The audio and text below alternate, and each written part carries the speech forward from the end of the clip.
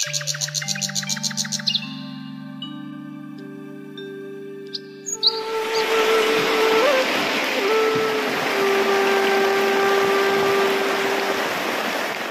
আমি আপনাদের সাথে শেয়ার করব গ্রামীণ স্টাইলের ফিশ কারি। ফিশ কারি বানানোর জন্য আমি প্রথমে পেঁয়াজগুলোকে বেটে নেব। আমি এখানে 250 থেকে 300 গ্রাম পেঁয়াজ নিয়েছি। আগে থেকে মাছগুলোকে ধুয়ে রেখেছিলাম। এখন হলুদ, লঙ্কা গুঁড়ো এবং লবণ দিয়ে মাছগুলোকে ভালো করে মাখিয়ে নেব।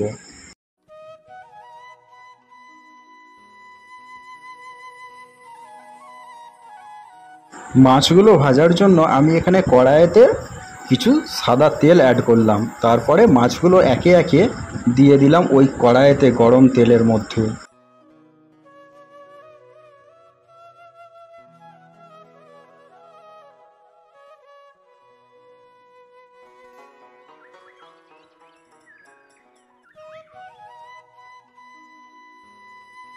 ভালো করে উল্টে পাল্টে লাল করে ভেজে নেব মাছগুলোকে।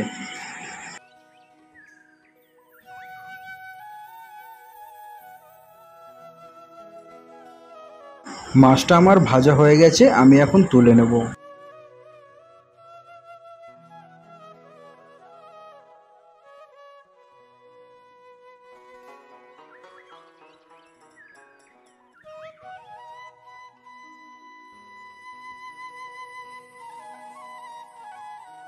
মাছটাকে আমি এখানে লাল লাল করে ভেজে নিয়েছি। এখন ওই মাছ ভাজার তেলেতেই আমি পেঁয়াজ বাটাটাকে দিয়ে দিলাম এবং হালকা গোল্ডেন ফ্রাই করে নেব।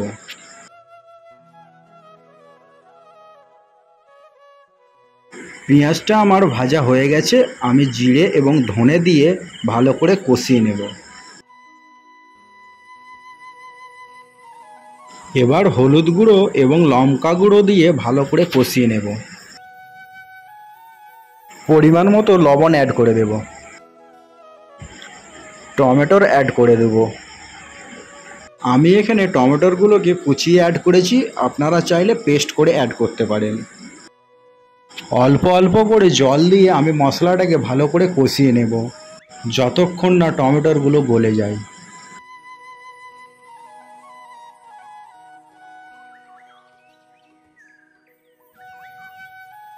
মশলাটা আমার ভালো করে কষানো হয়ে গেছে, এখন গ্রেভির জন্য জল অ্যাড করে দিলাম। গরম মশলা অ্যাড করে দিলাম। গ্রেভিটা ফুটে উঠেছে, আমি এখন একে একে মাছগুলো সব দিয়ে দেব।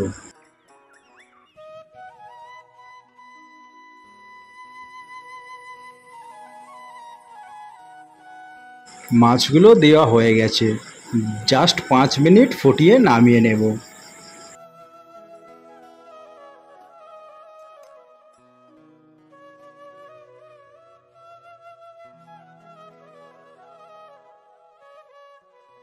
আমি শেয়ার করলাম গ্রামীণ পদ্ধতিতে সাদামাটা মাছের ঝোল।